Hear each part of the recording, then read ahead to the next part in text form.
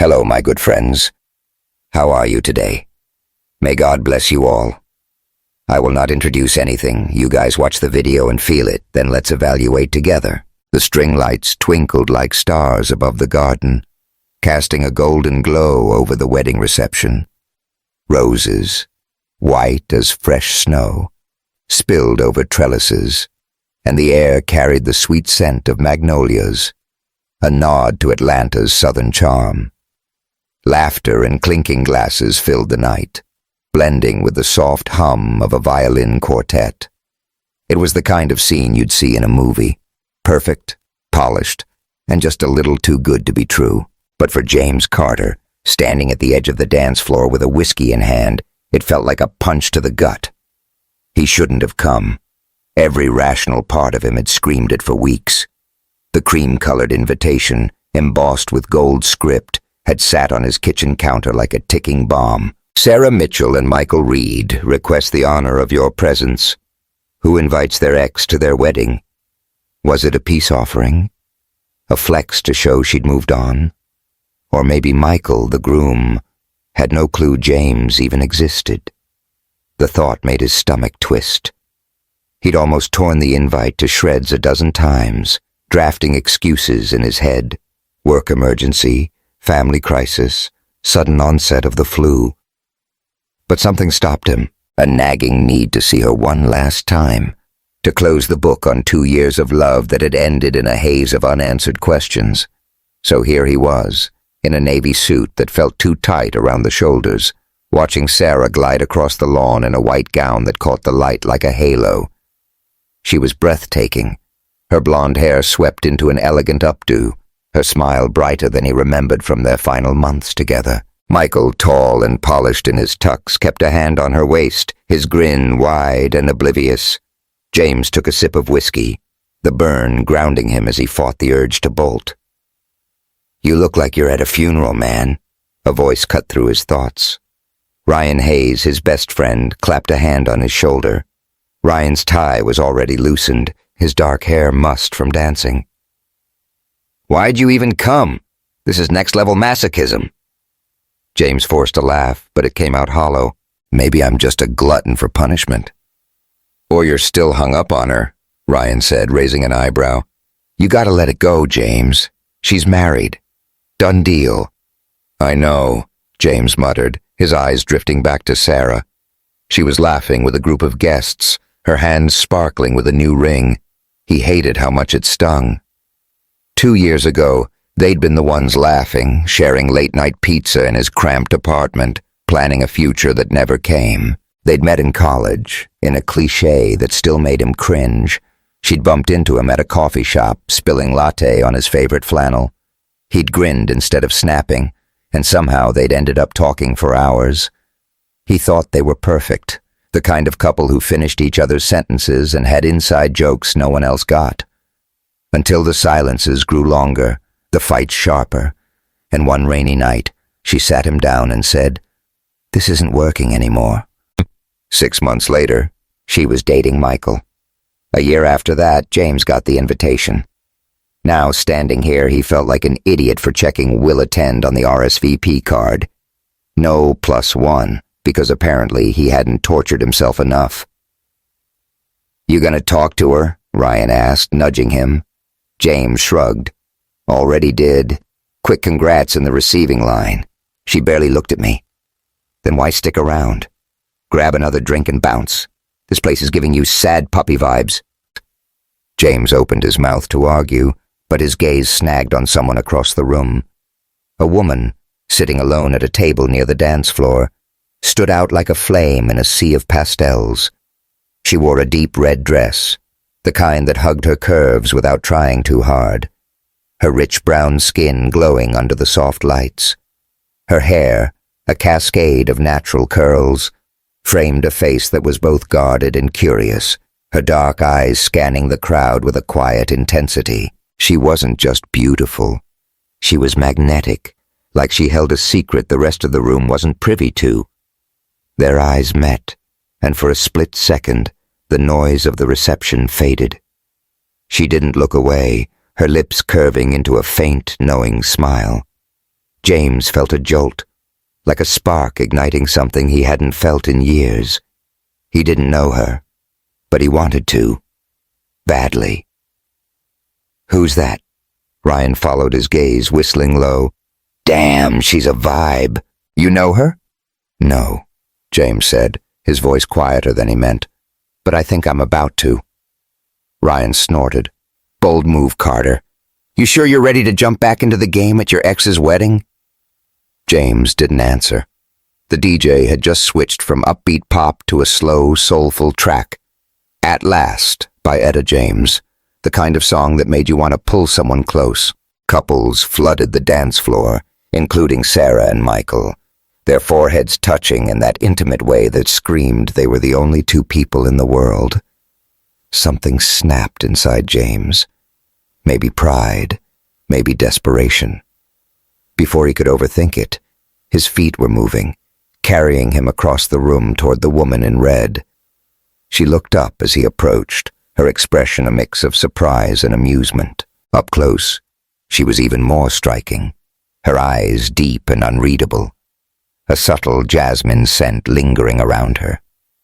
James extended his hand, his heart Lila, replaced with the name of the person or organization here, stood out in a deep burgundy dress against a sea of pastels. Her skin was a rich brown, her curls framing a face that seemed both guarded and curious. "I don't usually do this," he said, his voice steadier than he felt. "But would you like to dance?" She studied him for a moment, her lips twitching like she was weighing her options. Then she smiled, not a polite smile, but a real one, warm and a little mischievous.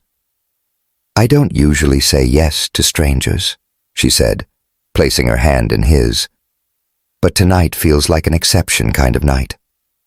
Her name was Lila Brooks. As they stepped onto the dance floor, James felt the eyes of the room turn toward them, including Sarah's. He didn't care. Lila moved with a natural grace, her hand warm in his, her body swaying effortlessly to the music. The space between them felt electric, her closeness sending a hum through his veins. Her dress brushed against his suit as they turned, and he caught the faint scent of jasmine again, grounding him in the moment. Her hand rested lightly on his shoulder, her fingers grazing the back of his neck, and he had to remind himself to breathe. "So," she said, her voice low and teasing, "how do you know the happy couple?" James hesitated, then went for honesty. "Sarah and I dated, for 2 years." Her eyebrow arched, a spark of curiosity in her eyes. "Bold move, coming to your ex's wedding. You here to congratulate her or torture yourself?" He laughed, surprised at how easy it felt with her. "Maybe a bit of both. You?" She tilted her head, her smile fading just a fraction. "Let's just say I'm connected to Sarah's past too, though she probably wouldn't recognize me now." He caught a flicker of something in her tone, caution maybe, or an old wound. Before he could press, she pulled him closer, her hand tightening on his. "You're not half bad at this dancing thing," she said, steering the conversation back to lighter ground. "You either," he replied, his thumb brushing the back of her hand. "You make it easy." Her laugh was soft, genuine, and it hit him like a shot of whiskey, warm and dizzying. He glanced over her shoulder and saw Sarah watching them, her expression unreadable. Lila noticed too and leaned in, her breath warm against his ear. "You've got everyone's attention," she whispered, "including hers." He didn't know why, but that small act of defiance, Lila's subtle challenge to Sarah's gaze, made him feel alive. When the song ended, neither of them stepped away immediately. Her hand lingered in his, and he wasn't ready to let go. "Need some air?" she asked, nodding toward the terrace doors. "Thought you'd never ask," he said, following her outside. The evening had cooled, the air carrying a hint of autumn. Fairy lights twinkled in the trees, and the distant sound of laughter and music created a private bubble away from the reception. Lila leaned against the stone balustrade, her red dress catching the soft glow of the lights. James stood beside her, suddenly aware of how close they were, the space between them charged with possibility. "So, ex-boyfriend," she said, her tone playful but curious. "Got a real name?" "James Carter," he said, grinning. "And you're Lila Brooks, who's mysteriously connected to my ex but won't spill the details." She laughed, a sound that made him want to hear it again. All good stories need a little suspense, don't you think? She sipped her champagne, then added, "But I'll give you this. I grew up in the same neighborhood as Sarah. Same high school, different worlds. Let's just say we didn't run in the same circles." There was an edge to her voice, not quite bitterness, but something deeper. James wanted to ask more, but he sensed she wasn't ready to share. Instead, he shifted gears. "What do you do now?" "I'm a civil rights attorney," she said, her eyes lighting up with pride. "I represent people who get screwed over by the system, folks who wouldn't otherwise have a voice." "That's incredible," he said, genuinely impressed. "Not gonna lie, my job's not nearly as noble. Environmental engineering, I make sure we've got clean water to drink." She tilted her head, her smile warm. "Don't sell yourself short. Clean water's pretty damn essential." He chuckled, feeling lighter than he had all night. They talked easily after that, about books they'd read, dive bars they loved in Atlanta, dreams they still chased. Each revelation made him more intrigued. Lila was brilliant, passionate, and carried herself with a quiet confidence that pulled him in like gravity. Then she asked, her voice softer, "Were you in love with her? Sarah?" The question caught him off guard. He looked out at the garden, the lights blurring as he thought. "I thought I was," he admitted, "but now, I'm not sure I even knew who she really was." Lila nodded, her expression unreadable. "That's the thing about Sarah," she said, her voice dropping. "There's who she pretends to be, and then there's the truth." The weight in her words hung between them, heavy and unspoken.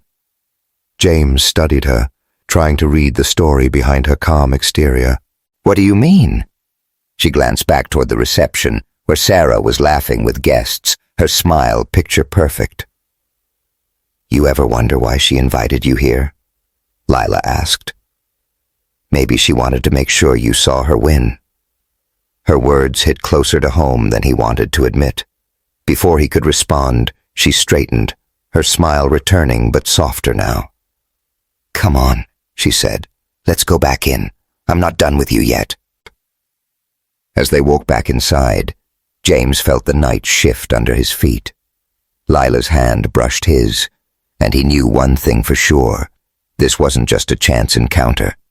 This was the start of something bigger, something that could unravel everything he thought he knew about love, truth, and the secrets people keep. If you're hooked on this story already, hit that subscribe button and tap the bell so you don't miss what happens next. Drop a comment below. Would you crash your ex's wedding like James did? Trust me, things are about to get wild. The terrace outside the wedding reception felt like a world apart from the glittering chaos inside. Fairy lights glowed softly in the trees, their reflections dancing on the stone balustrade where Lila Brooks leaned, her red dress a bold contrast against the cool Atlanta night. James Carter stood close, his navy suit jacket unbuttoned, a faint flush on his cheeks from the whiskey and the unexpected pull he felt toward her. The distant hum of jazz from the reception mixed with the rustle of leaves, creating a cocoon around them. Lila's words about Sarah still hung in the air. There's who she pretends to be, and then there's the truth. And James couldn't shake the feeling that he was on the edge of something big, something that could rewrite the past he thought he understood. Lila sipped her champagne, her dark eyes catching the light as she glanced at him. "You're staring, James," she said, her tone teasing but warm. "Didn't anyone ever tell you that's rude?" He laughed, caught off guard. "Can you blame me? You're kind of stealing the show tonight." She arched an eyebrow, her smile playful but guarded. "Flattery's nice, but I'm not that easy to distract. You still haven't told me why you're really here. 2 years with someone like Sarah and you show up to watch her marry someone else? That's not just closure, that's a mission. James leaned against the balustrade, the stone cool under his palms. He wanted to brush off the question, but Lila's directness made it impossible. Honestly, I don't know, he admitted. Part of me thought seeing her happy would, I don't know, set me free or something. Sounds stupid when I say it out loud. Not stupid, Lila said, her voice softer now. Just human. We all chase ghosts sometimes. He looked at her, curious. What's your ghost, then? You said you and Sarah have history. What kind? Lila's smile faded, and for a moment her eyes drifted to the reception hall, where Sarah was twirling on the dance floor with Michael, her white gown catching the light. The warmth in Lila's expression cooled, replaced by something harder, like steel beneath silk. Let's just say Sarah wasn't always the golden girl she plays now, she said. Back in high school, she had a knack for tearing people down, especially people who didn't fit her idea of perfect. James frowned, his mind racing to reconcile this with the Sarah he'd known. The one who'd charmed his friends, planned thoughtful birthday surprises, and cried during sappy movies. That doesn't sound like her, he said, almost defensive. She could be intense, sure, but cruel. Lila's gaze snapped back to him, sharp but not unkind. You didn't know her back then. I did. I was one of those people she didn't think belonged. She took a deep breath, like she was steadying herself. My name wasn't always Lila. It was Jasmine. I changed it after high school to leave that version of me behind, the one Sarah and her friends tried to break. The words hit James like a cold wave. He straightened, his whiskey glass forgotten in his hand. Wait, you changed your name? Because of her? Lila nodded, her expression unreadable. Among other things. Let's just say senior year wasn't exactly a highlight reel for me. Sarah was the queen bee, and I was an easy target. Brilliant, quiet, scholarship-bound. Not part of her crowd. She made sure I knew it. James's stomach churned. He wanted to ask more, to understand the depth of what Lila was hinting at, but the weight in her voice told him to tread carefully. I'm sorry, he said, the words feeling inadequate. I had no idea. You wouldn't, she said, her tone gentler now. That's the thing about people like Sarah. They're good at curating their story. By the time you met her, she'd probably buried that part of herself deep, or at least she thought she had. He looked back at the reception, where Sarah was laughing with a group of guests, her smile as polished as ever. The image clashed with Lila's words, and a crack formed in the pedestal he'd kept Sarah on for so long. Why come here tonight? He asked. If she hurt you, why put yourself through this? Lila set her glass down, her movements deliberate. Because I'm not that scared girl anymore. I came to look her in the eye, to remind myself I survived. Maybe to remind her too. She paused, then added with a wry smile, and then I saw you, looking like a lost puppy, and I figured you might need a rescue. He chuckled, the tension easing slightly. So I'm your charity case now? Something like that, she said, her eyes sparkling with mischief. But there was something else there too, a spark of connection that made his pulse quicken. The air between them felt charged, like a storm was brewing, and he wasn't sure if he wanted to run from it or dive in. Before he could say more, a shadow fell over them. James turned to see Sarah standing at the terrace doors, her white gown glowing under the lights. Her smile was bright, but her eyes were sharp, flicking between James and Lila with a barely concealed edge. James, there you are, she said, her voice syrupy sweet. I was hoping we'd get a chance to catch up. James felt his shoulders tense. Yeah, congrats again, he said, keeping his tone neutral. It's a beautiful wedding. Thank you, Sarah said, then turned her attention to Lila. Her smile tightened, like she was trying to place her. "And you are?" Lila straightened, her posture radiating quiet strength. "Lila Brooks," she said, extending a hand. "We went to high school together, Sarah. Though I went by Jasmine back then." Sarah's hand froze mid-air, her eyes widening for a fraction of a second before she recovered. "Jasmine? Wow. It's been forever.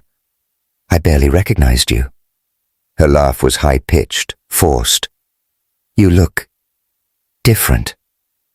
"So do you," Lila said, her voice cool but steady. "Though some things don't change, do they?" The air crackled with tension. James glanced between them, his heart pounding. Sarah's smile faltered, and for a moment he saw something raw in her expression. Fear, maybe, or guilt. "Well," she said, recovering quickly, "I should get back to Michael. Enjoy the party, you two." She turned on her heel, her gown swishing as she disappeared back into the crowd. James let out a breath he hadn't realized he was holding. "That was intense," he said, turning to Lila. "You okay?" Lila's jaw was tight, but she nodded. "Better than I expected, actually. Seeing her squirm was worth the price of admission." She looked at him, her expression softening. "You sure you want to stick around this circus? Because I'm about ready to ditch." He didn't hesitate. "Let's get out of here." They slipped away from the reception, the night air cool against their skin as they walked to Lila's car, a sleek black sedan parked under a streetlight. "There's a jazz bar downtown," she said, unlocking the doors. "Good music, better drinks. You in?" "Lead the way," James said, sliding into the passenger seat. As they drove through Atlanta's glittering skyline, the city lights blurring past, he felt a strange mix of adrenaline and calm. Lila was a mystery, a puzzle he wanted to solve. But more than that, she was real in a way he hadn't realized he'd been craving. The bar, tucked into a narrow street in Midtown, was a haven of dim lights and worn leather booths. A saxophonist played a sultry melody on a small stage, the notes weaving through the hum of conversation. Lila led them to a corner booth, ordering bourbon for them both. The amber liquid glowed under the bar's soft lights, and James couldn't help but notice how the glow caught Lila's skin, making her look like she belonged in a painting. "So," he said, leaning back in the booth, "you gonna tell me more about this high school history, or do I have to keep guessing?" Lila swirled her drink, her eyes glinting with humor. "You're persistent, I'll give you that. But I don't spill my whole life story to guys I just met, no matter how good they look in a suit." He grinned, warmth spreading through him. "Fair enough. But I'm not just any guy. I'm the one you rescued from a wedding disaster." "True," she said, her laugh low and rich. "You owe me for that one." Their banter flowed easily, the bourbon loosening their tongues. James told her about his job, long hours designing water treatment systems, the quiet satisfaction of making a difference. Lila shared stories from her work as a civil rights attorney, her voice lighting up as she talked about winning cases for people who'd been wronged. But every so often, her gaze would drift, like she was guarding something deeper. As the night wore on, the bar grew quieter, the music slower. They were sitting closer now, their knees brushing under the table. James felt the pull again, stronger this time, like a current he couldn't resist. He reached for her hand, his fingers grazing hers, and she didn't pull away. Her skin was warm, her pulse faint under his touch, and the air between them thickened with unspoken possibility. "Lila," he said, his voice low, "I don't know what's happening here, but I haven't felt this alive in a long time." Her eyes locked on his, dark and searching. For a moment she looked like she might lean in, her lips parting slightly. The space between them shrank, the world narrowing to the heat of her breath. the curve of her mouth. His heart hammered, every nerve alive with the need to close the distance. Then she pulled back, just an inch, her hand slipping from his.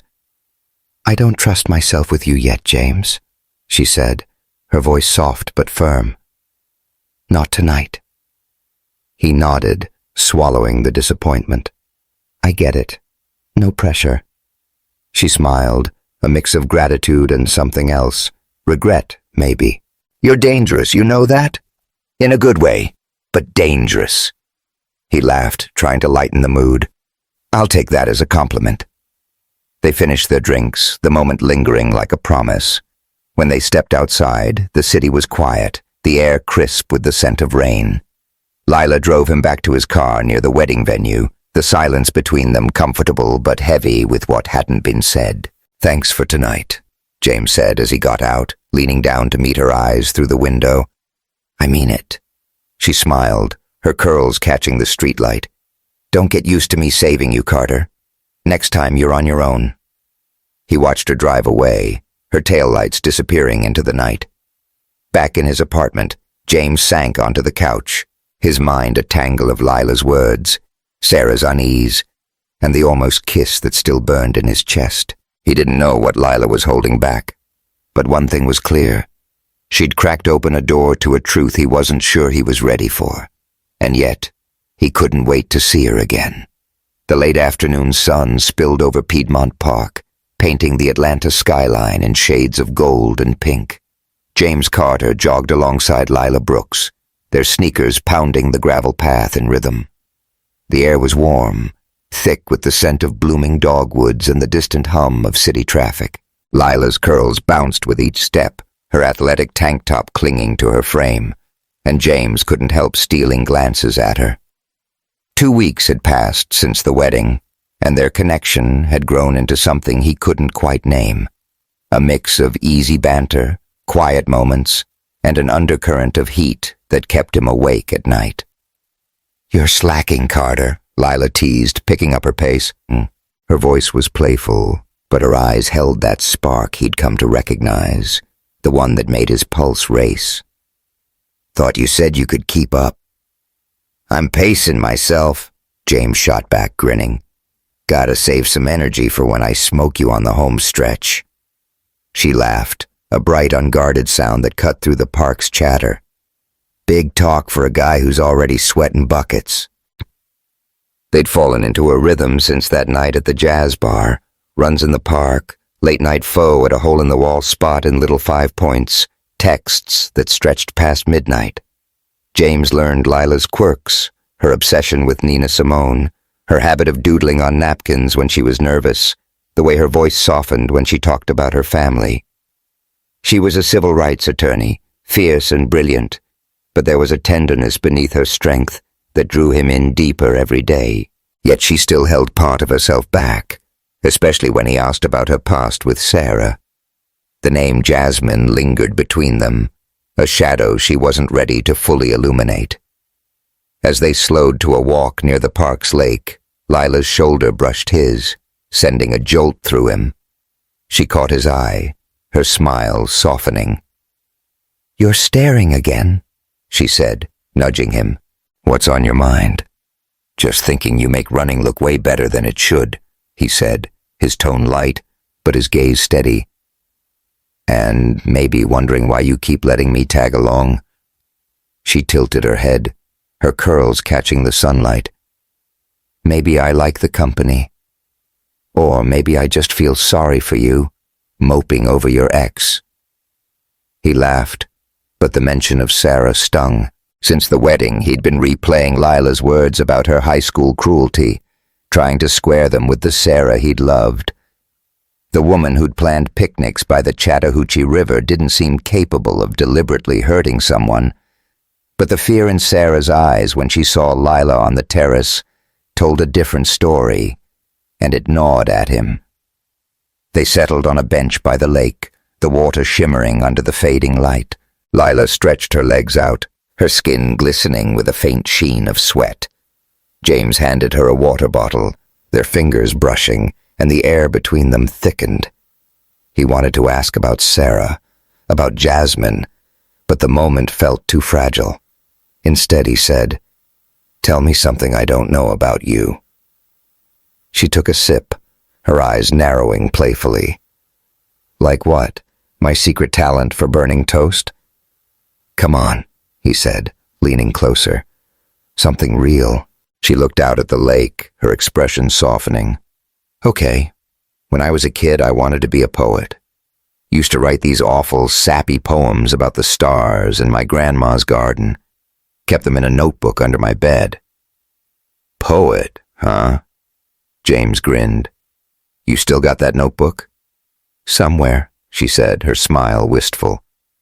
"But law school kinda took over, fighting for people who need it. That's my poetry now." He studied her, the way her eyes lit up when she talked about her work. "You're pretty incredible, you know that?" Her gaze flicked to his, and for a moment neither of them moved. The space between them felt alive, charged with the same electricity he'd felt on the dance floor at the wedding. Her lips parted, and he wondered what it would be like to kiss her, to taste the salt on her skin. But before he could act, she stood, brushing off the moment with a laugh. "Come on, poet. Race you to the car." That evening they grabbed dinner at a faux shop, the air thick with the scent of star anise and cilantro. Over steaming bowls they traded stories about college mishaps and bad first dates, their laughter drawing looks from other tables. Lila's foot nudged his under the table, a small, deliberate touch that sent heat up his spine. He was falling for her, hard, and it scared him as much as it thrilled him. But the next day, everything shifted. James was at a charity gala for a clean water initiative, his tie already loosened as he mingled with colleagues. The venue, a sleek downtown hotel, buzzed with Atlanta's elite, suits, gowns, and too loud laughter. He was halfway through a conversation about filtration systems when a familiar voice cut through the noise. "James Carter, is that you?" He turned to see Emma Larson, his ex from a brief relationship after Sarah. Emma was striking in an emerald green dress, her auburn hair swept over one shoulder. They'd dated for a few months last year, a rebound that fizzled when James pulled back, not ready for anything serious. Her smile was warm, but her eyes held a hint of something sharper. "Emma?" he said, surprised. "Hey, good to see you." They chatted, catching up on work. Emma was a graphic designer now, thriving in her career. But the conversation took a turn when she leaned in, her voice low. "Heard you were at Sarah's wedding. That must have been interesting." James shifted, uneasy. "Yeah, it was something." Emma's gaze softened, but there was an edge to it. "You doing okay? I mean, after everything with Sarah? And us?" He forced a smile. "I'm good. Just moving forward." She nodded, but her next words hit like a jab. "That's what you said when we were together. You're great at starting things, James, but when it gets real, you bolt. Just be careful with whoever's next." The words stung, and before he could respond, Lila appeared at his side, her presence like a burst of warmth. She wore a tailored blazer and skirt, her curls pulled back, and James felt his heart lift. "Hey," she said, her smile faltering as she clocked Emma. "Am I interrupting?" "Not at all," Emma said, extending a hand. "Emma Larson, old friend of James's." "Lila Brooks," Lila replied, her handshake firm, but her eyes guarded. The air crackled with unspoken tension, and James felt caught in the middle. Emma excused herself after a moment, but not before leaning in to Lila. "Take care of him," she said, her tone light but pointed. "He's worth it, if you can get him to stick around." As Emma walked away, Lila turned to James, her expression unreadable. "Old friend, huh?" "Ex," James admitted, rubbing the back of his neck. "Short-lived. Didn't end great." Lila nodded, but her smile didn't reach her eyes. She seems nice. But that stick around comment, what's that about? He hesitated, not wanting to dig into his past mistakes. I wasn't ready for anything serious back then. I messed up. But that's not me now. She studied him, and he could feel the weight of her doubt. Okay, she said finally, but the word felt like a placeholder. The next day, James met Lila at her law office to drop off coffee, hoping to smooth things over. The office was a cozy space in a historic building, with exposed brick walls, shelves of legal books, and a framed photo of Lila's family on her desk. She was buried in case files, her brow furrowed, and James felt a pang of admiration for her focus. Thought you could use a caffeine boost, he said, setting a latte on her desk. She looked up, her smile tired but genuine. You're a lifesaver. This case is kicking my butt. Big one? He asked, settling into a chair. Biggest of my career, she said, leaning back. A class action suit against a company for racial discrimination. If we win, it could change lives. He listened as she explained, her passion infectious. The room grew darker as the sun set, the only light coming from a desk lamp that cast soft shadows across her face. They were alone now, the office quiet, except for the hum of the city outside. James moved closer, perching on the edge of her desk, and she didn't pull away. You're amazing. You know that? He said, his voice low. The way you fight for people, it's inspiring. Her eyes met his, and the air shifted, heavy with unspoken desire. You're not so bad yourself, she murmured, her voice husky. But you're trouble, James Carter. Only the good kind, he said, leaning in. His hand brushed her cheek, her skin warm under his fingers, and she didn't stop him. The space between them vanished, and their lips met in a slow, searing kiss. It was like the world caught fire. Her hands slid up his chest, his fingers tangled in her curls, and the taste of coffee lingered on her lips. Every nerve in his body was alive, the kiss deepening as she pressed closer, her breath hitching. But then she pulled back, her eyes wide, like she'd startled herself. We can't, she said, her voice shaky. Not here. Not yet. He nodded, his heart still racing. Okay, whatever you need. She smiled, but there was a flicker of fear in her eyes. You make it hard to think straight, you know that? Good, he said, grinning. Keeps things interesting. Later that week, James met Lila for coffee at a cafe near her office, but the mood was different. She was quieter, her usual spark dimmed. When he asked what was wrong, she hesitated, then said, I met Tasha, my best friend, yesterday. She's protective. She thinks I'm moving too fast with you. James frowned, a knot forming in his stomach. What did she say? She looked you up, Lila admitted, her eyes searching his. Found out about Sarah, about Emma. She's worried you're not over your exes, or that you'll hurt me. And after what Emma said at the gala, I don't know, James.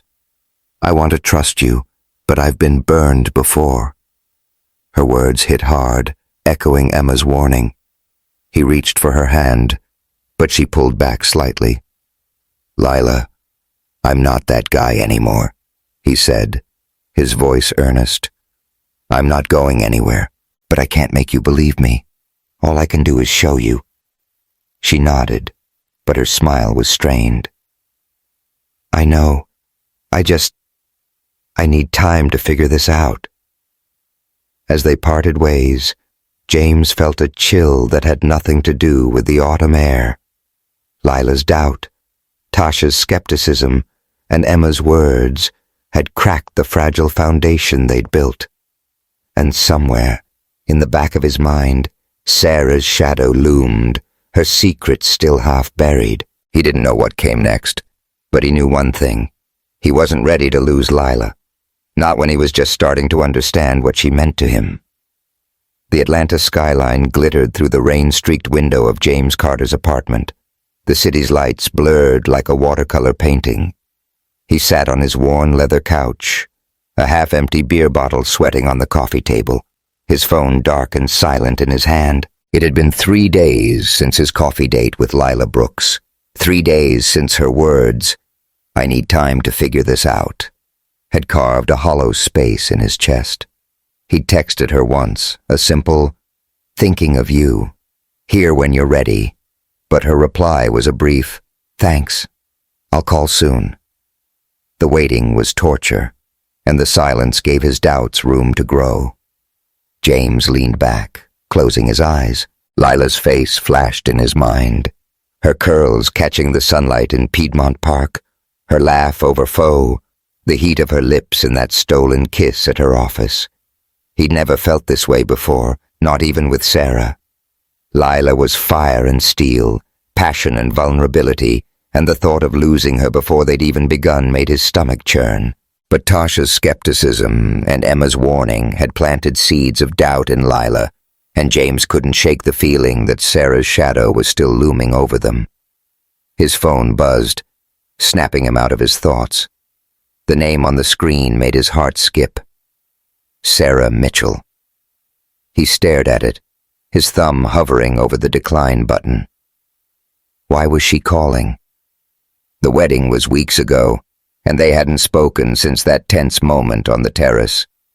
Curiosity won out, and he answered. "James, hi." Sarah's voice was smooth, like she was pitching a client. "I hope I'm not catching you at a bad time." "No, it's fine," he said, keeping his tone neutral. "What's up?" "I was just thinking about you," she said, and he could hear the smile in her voice.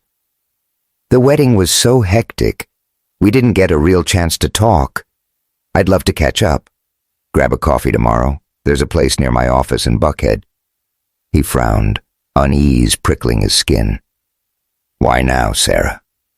You're married. What's there to catch up on?" A pause, then a soft laugh. "Come on, James. We were close once. Can't we be friends? I miss talking to you." The words stirred something old, a flicker of the warmth he'd once felt for her. But it was quickly drowned by the memory of Lila's voice, sharp and certain. "There's who she pretends to be, and then there's the truth." He shifted on the couch, his grip tightening on the phone. "I don't know, Sarah. Things are complicated right now." "With that woman from the wedding? Jasmine, right?" Sarah's tone was casual, but there was an edge to it. She seemed intense. "I didn't realize you two were a thing." "It's Lila," he corrected, his jaw tightening. "And we're not... it's new. Why do you care?" "I don't," she said quickly. "I just want you to be happy, James.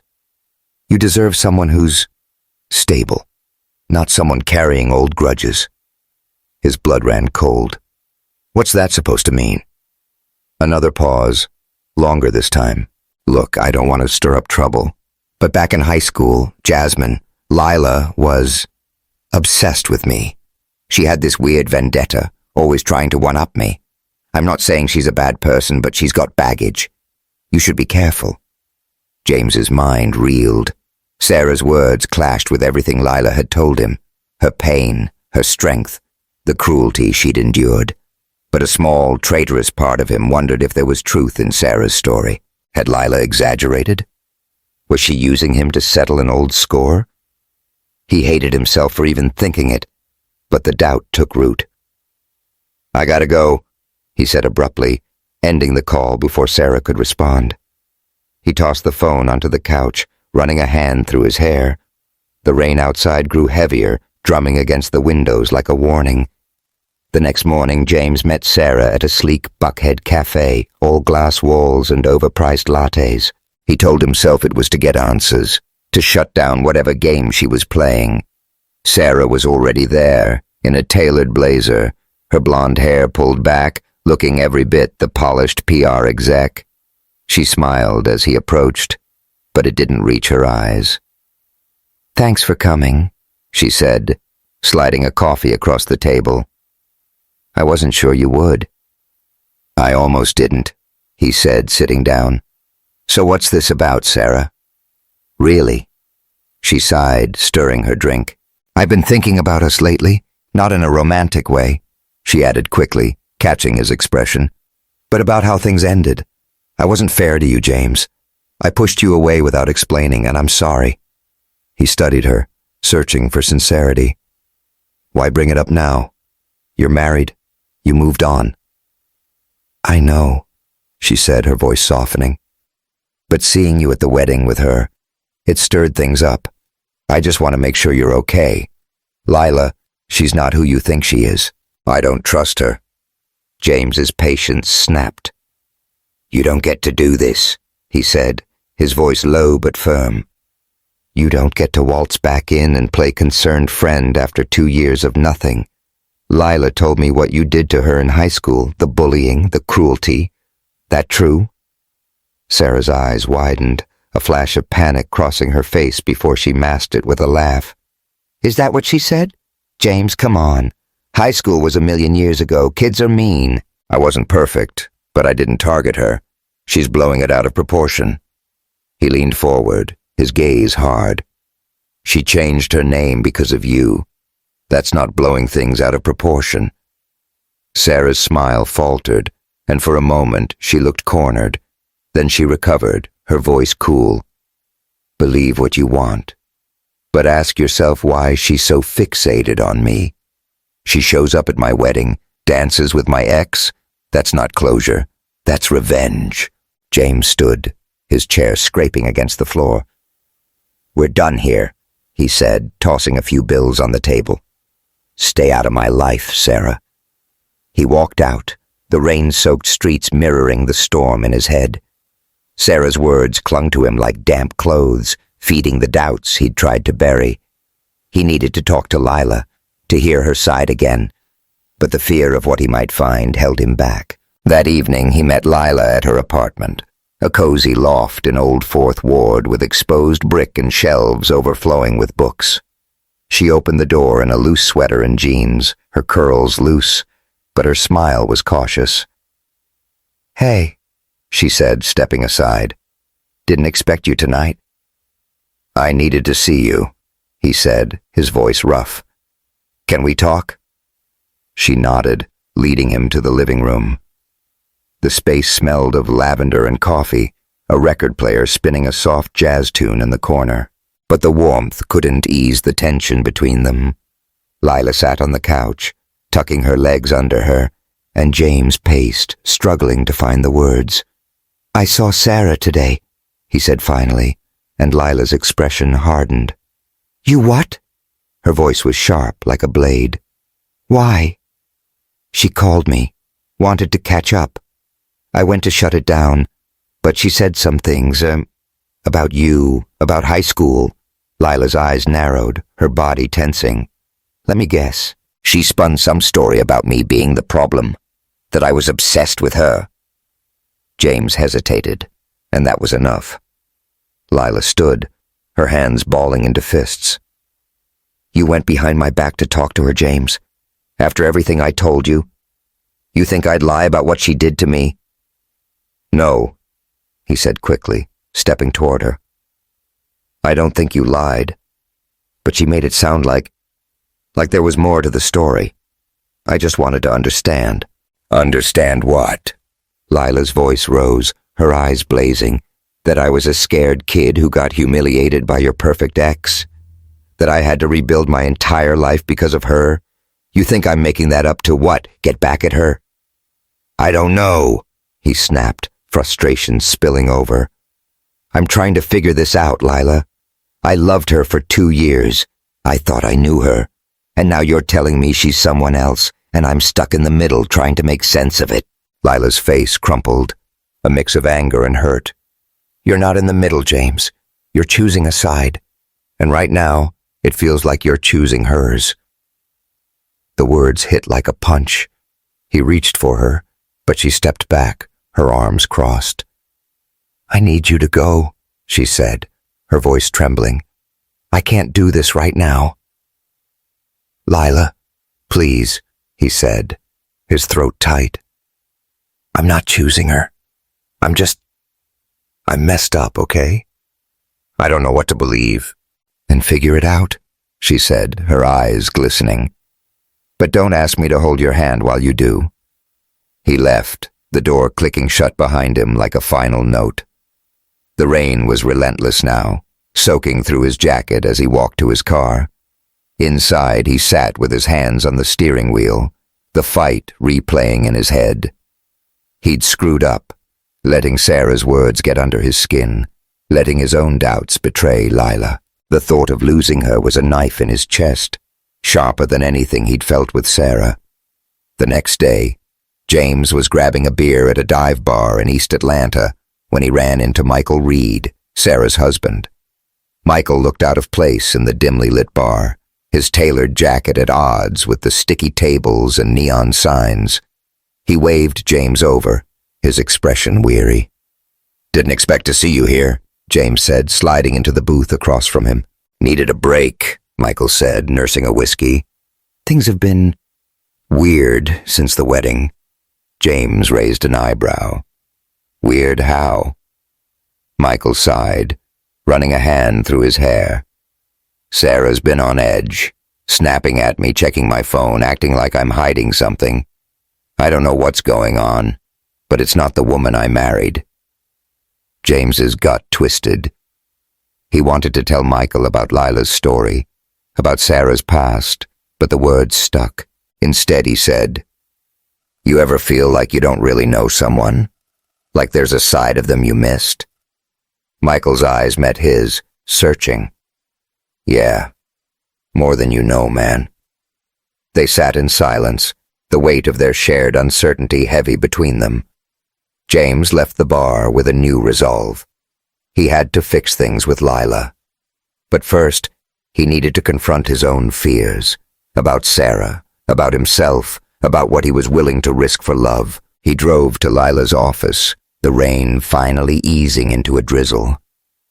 Through the window, he saw her hunched over her desk, surrounded by case files, her face lit by the glow of a lamp. She was beautiful, fierce, and fighting for something bigger than herself. And he'd let doubt drive a wedge between them. Standing there, watching her, James realized he wasn't just falling for her. He loved her. The kind of love that scared him to his core because it demanded everything. Truth, courage, trust. He didn't go inside. Not yet. He needed to make things right, but first, he had to face the truth about Sarah and about himself. The road ahead was uncertain, but one thing was clear. Lila was worth fighting for, and he wasn't giving up without a fight. The Atlanta rain had finally stopped, leaving the city glistening under a gray dawn. James Carter stood outside his apartment, a cardboard box tucked under his arm, its contents rattling with every step. He'd found it in the back of his closet the night before, buried under old textbooks and a broken guitar, an unopened box of mementos from his time with Sarah Mitchell. He hadn't touched it since their breakup 2 years ago, too raw to face the memories. But after his fight with Lila Brooks, after Sarah's manipulative words at the cafe, he needed answers. If he was going to fix things with Lila, he had to know the truth about the woman he'd once loved. Inside, he set the box on his kitchen counter, the apartment quiet except for the drip of a leaky faucet. The place was a mess. Empty coffee mugs, a pile of unwashed dishes, but James barely noticed. He sliced open the tape, his hands unsteady, and pulled out the contents. A stack of photos, a concert ticket stub, a scarf Sarah had left behind. And then, at the bottom, a small leather-bound notebook, its edges worn. He froze. Sarah had always been private about her journals, snapping them shut if he got too close. He'd forgotten this one existed, left behind in the chaos of their breakup. He opened it, the pages crackling. The entries were from their college years, filled with Sarah's neat handwriting. Plans for sorority events, complaints about professors, gushing notes about their early dates. But as he flipped further, his breath caught. An entry from high school dated senior year stopped him cold. Jasmine thinks she's so special, always acting like she's better than us. That scholarship won't save her. We set up the fake profile today, Mark's idea, but I made it perfect. She's falling for it, hook, line, and sinker. By prom, she'll know her place. I can't wait to see her face when it all comes crashing down. James's stomach lurched. He read on, each word a hammer to the image he'd held of Sarah. The notebook detailed the cruel plan, how Sarah and her friends had catfished Jasmine, now Lila, pretending to be a boy she liked, stringing her along for months before humiliating her at prom. Sarah's tone was gleeful, not a trace of remorse. She ran out crying. It was almost too easy. Nobody's talking about anything else. Another entry, weeks later, was colder. Jasmine left school. Good riddance. She was dragging us all down. He slammed the notebook shut, his hands shaking. Lila had told the truth. Every word. Sarah wasn't just a mean girl. She'd been deliberately, systematically cruel. And James had loved her, defended her, let her lies cloud his trust in Lila. Guilt and anger churned inside him, but beneath it was something clearer. Relief. The truth was ugly, but it was real, and it gave him a path forward. He grabbed his keys and headed for Lila's loft in Old Fourth Ward, the notebook tucked into his jacket. The city was waking up, coffee shops buzzing, joggers dotting the sidewalks. His heart pounded as he parked outside her building, a red brick relic with ivy climbing its walls. He buzzed her apartment, half expecting her to ignore him. But after a moment, her voice crackled through the intercom, wary but soft. "James, what are you doing here?" "I need to see you," he said, his voice rough. "Please, Lila, it's important." A long pause, then the door buzzed open. He climbed the stairs, two at a time, his pulse racing. Lila was waiting in her doorway, her curls loose, wearing an oversized sweatshirt and leggings. Her arms were crossed, her eyes guarded, but she stepped aside to let him in. The loft was warm, smelling of coffee and the faint lavender of her candles. A Nina Simone record spun softly on the turntable, filling the space with mournful notes. Lila leaned against the kitchen counter, her posture tense. "You've got 5 minutes," she said. "What's so important?" James set the notebook on the counter, his hands unsteady. "I found this. It's Sarah's. From high school. Everything you said about her. It's in here. The fake profile, prom, all of it. You were right, Lila, about everything." Her eyes flicked to the notebook, then back to him. She didn't move, but her expression shifted, a crack in her armor. "You read it?" "Yeah," he said, his voice thick. "I'm so sorry I doubted you. I was an idiot, letting her get in my head. I should have trusted you from the start." Lila's jaw tightened, and for a moment, he thought she might tell him to leave. But then she stepped forward, picking up the notebook with trembling hands. She opened it, her eyes scanning the pages, and James saw the pain flash across her face, raw and unguarded. She closed it quickly, setting it down like it burned. "That was me," she said, her voice barely above a whisper. "Jasmine, the girl she broke. I spent years hating myself, thinking I wasn't enough. And you almost believed her version instead." "I know," he said, stepping closer. "And I hate myself for it. But I'm here now, Lila.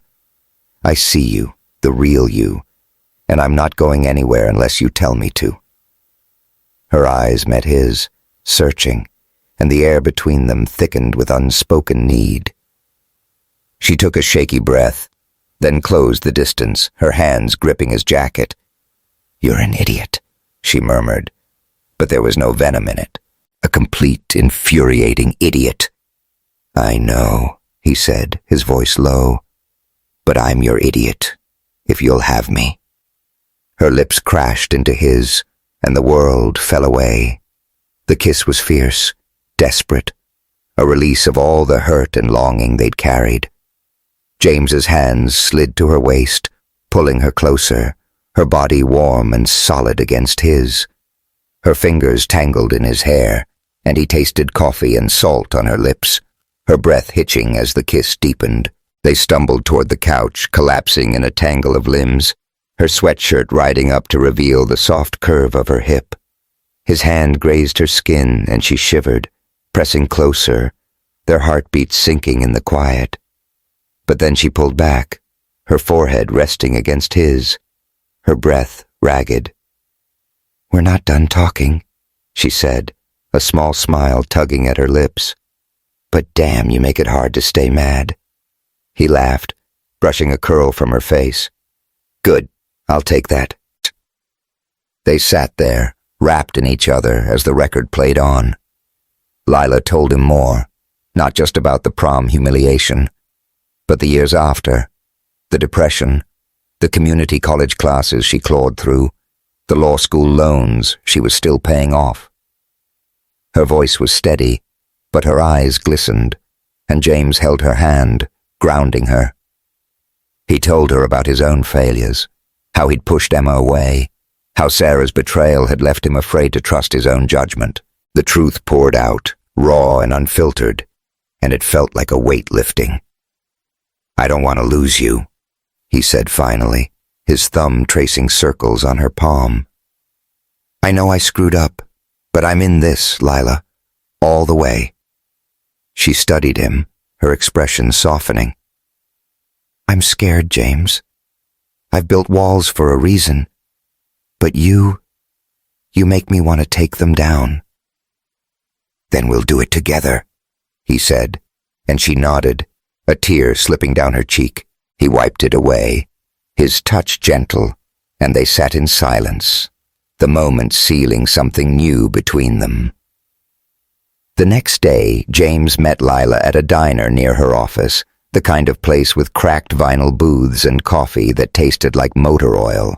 She was radiant, her curls pulled back, her eyes bright despite the long hours she'd been pulling on her discrimination case. Over pancakes, she told him about her latest win, a deposition that had gone her way, and he couldn't stop smiling, proud of her fire. But then she grew serious, setting down her fork. "I've been thinking about Sarah," she said. "I'm done letting her control my story. There's an event next week, a community gala, where she's being honored for her philanthropy." Her voice dripped with irony. "I want to speak there. Tell my truth. Not to ruin her, but to reclaim what she took from me." James's heart swelled with admiration, but worry crept in. "You sure? That's a big stage. People might not take it well." "I know," she said, her jaw set. "But I'm tired of hiding. I want her to see me, really see me, and know I'm not invisible anymore." He reached across the table, squeezing her hand. "Then I'm with you. Whatever you need." She smiled, and it was like the sun breaking through clouds. "You're gonna regret saying that, Carter. I'm a handful." "Bring it on," he said, grinning. Later that week, James got a call from Tasha Coleman, Lila's best friend. They met at a coffee shop in Midtown, a trendy spot with exposed pipes and overpriced pour-overs. Tasha was striking, with short braids and a no-nonsense vibe, her journalist's eyes sizing him up. "Lila told me about the notebook," she said, stirring her latte. "And about you. I owe you an apology. I was hard on you, but she's my family. I had to be sure." "I get it," James said, meeting her gaze. "I'd do the same for my people." Tasha nodded, a small smile breaking through. "You're all right, James, but hurt her, and I'll write an expose on you that'll ruin your life." He laughed, raising his hands. "Noted, but I'm not planning on screwing this up." "Good," she said, leaning back. "Because she's stronger than she looks, but she's been through enough. She deserves someone who'll fight for her." "I will," he said, and he meant it. As the gala approached, James and Lila spent their evenings planning her speech, rehearsing in her loft over takeout and wine. The notebook sat on her coffee table, a silent reminder of the truth they were about to unleash. James watched her practice, her voice steady and powerful, and felt a surge of pride. She was a force, and he was lucky to be in her orbit. One night, as they sat on her couch, Lila turned to him, her eyes soft. "Thank you," she said, "for believing me, for staying." He pulled her close, her head resting against his chest. "Always," he murmured, and they stayed like that, the city humming outside, their future uncertain but full of possibility. The gala loomed, a reckoning for Sarah, and a chance for Lila to reclaim her power. James didn't know what would happen, but he knew one thing. He and Lila were in this together, and nothing, not Sarah, not doubt, not the past, could break them now. The Atlanta Convention Center glowed under a canopy of chandeliers, its grand hall packed with the city's movers and shakers. Tables draped in white linen shimmered with candlelight, and the hum of conversation mingled with the clink of champagne flutes. The community gala was in full swing, a celebration of local leaders, and Sarah Mitchell was set to receive an award for her philanthropic contributions.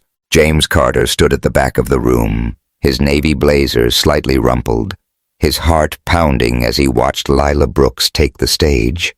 She was a vision in a deep blue dress, her curls swept up, her presence commanding the room. Tonight wasn't just about Sarah. It was about Lila reclaiming her story, and James was here to stand by her, no matter what came next. The past week had been a whirlwind. After finding Sarah's notebook, James and Lila had grown closer, their bond forged in late-night talks and quiet moments of vulnerability. The notebook, with its chilling account of Sarah's cruelty to Lila, then Jasmine, had shattered any lingering doubts James had. Lila's decision to speak at the gala was bold, a chance to tell her truth, not to destroy Sarah, but to free herself. James admired her courage, but he couldn't shake a knot of worry. The room was filled with Sarah's allies, colleagues, donors, friends. Would they listen, or would they turn on Lila? Lila stepped to the podium, her hands steady as she adjusted the microphone. The crowd quieted, their eyes fixed on her. James spotted Sarah near the front, radiant in a silver gown, her smile polished but tense. Beside her, Michael Reed shifted in his seat, his expression unreadable. James's gaze flicked back to Lila, and he felt a surge of pride. She was ready. "Good evening," Lila began, her voice clear and strong. "I'm Lila Brooks, a civil rights attorney here in Atlanta. I'm honored to speak tonight, not just about the work we do, but about the power of truth. Because truth, even when it's painful, is what sets us free." The room leaned in, captivated. Lila's presence was magnetic, her words carrying the weight of years. James's heart swelled. She wasn't just speaking, she was rewriting her story. He glanced at Sarah again and saw her grip tighten on her glass, her smile faltering. Lila continued, her voice steady but laced with emotion. "When I was 17, I was a girl named Jasmine, full of dreams and a scholarship to a top college.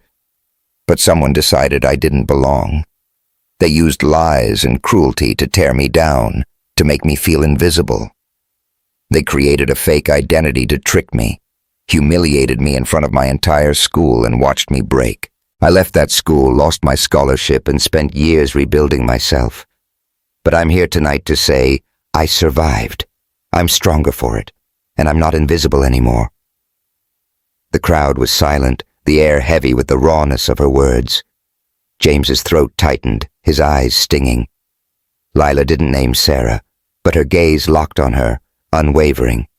Sarah's face drained of color, her hands trembling as she set down her glass. Michael leaned toward her, whispering something, but she shook her head, her eyes darting to the exits. Lila's voice softened, but her resolve didn't waver. This isn't about revenge. It's about accountability. It's about owning our past so we can build a better future. I stand here as Lila Brooks, a woman who turned pain into purpose. And I'm here to tell anyone who's been silenced, your story matters. You matter. The room erupted in applause, some hesitant, others thunderous. James clapped hardest, his chest tight with admiration. Lila stepped down from the stage, her shoulders relaxing as she met his eyes across the room. He moved toward her, weaving through the crowd, but before he could reach her, Sarah stood, her chair scraping loudly. She stormed toward an exit, Michael trailing behind, his face a mix of confusion and concern. James reached Lila at the edge of the stage, pulling her into a hug.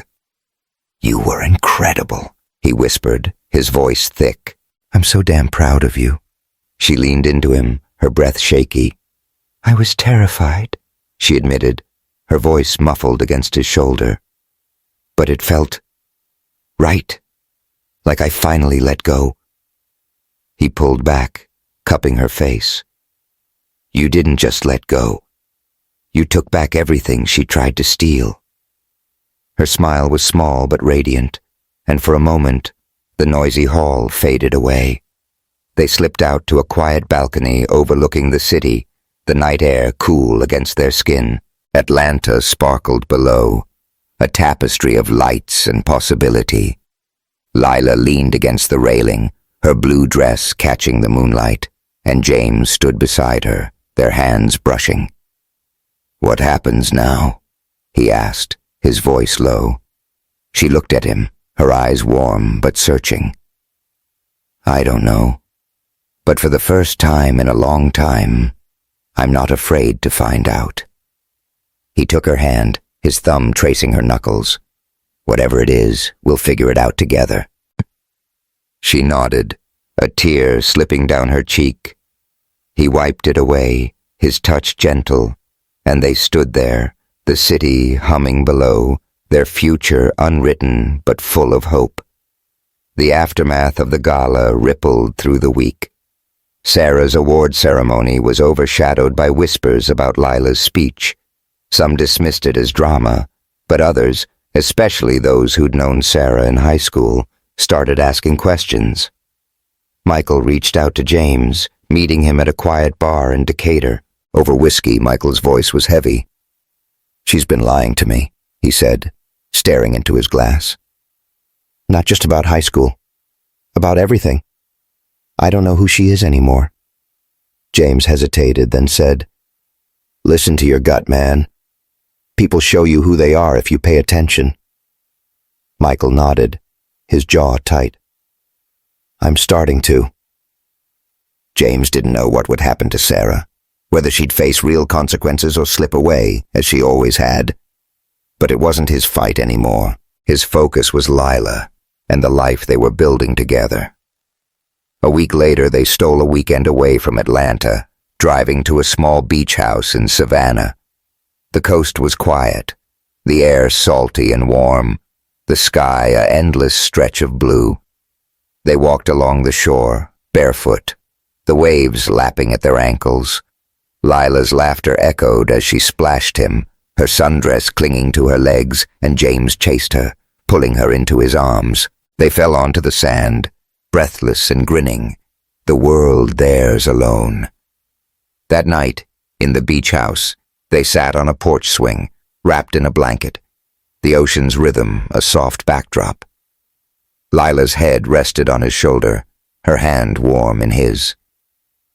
The moonlight caught her skin, and James couldn't take his eyes off her.